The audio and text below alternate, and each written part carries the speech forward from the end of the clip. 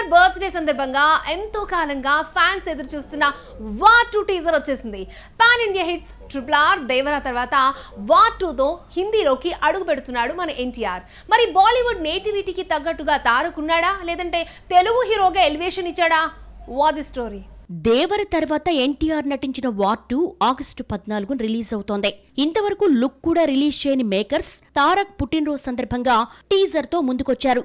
NTR birthday నాడు surprise gift ఉంటుందని Hrithik tweet చేసినా అభిమానులు మాత్రం పెద్దగా సర్ప్రైజ్ కాలేదు. వార్ 2 టీజర్ చూస్తుంటే ఎన్టీఆర్ బర్త్డే లాగా లేదని, హృతిక్ బర్త్డే సందర్భంగా రిలీజ్ చేసినట్లుందని ట్రోలింగ్ స్టార్ట్ చేశారు.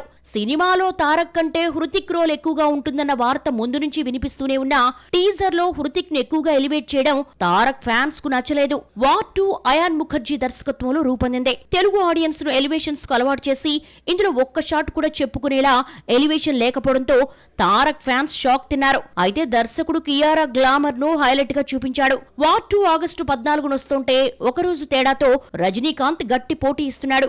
లోకేష్ కనగరాజ్ దర్శకత్వంలో నటిస్తున్న కూలీ ఆగస్టు 15 రిలీజ్ అవుతోంది. సూపర్ స్టార్ హీరో అంటే అందరూ ఎలివేషన్స్ కి ఎక్కువగా ఇంపార్టెన్స్ ఇస్తారు. ఈ ఇండిపెండెన్స్ డే వార్ 2 వర్సెస్ కూలీగా మారుతోంది.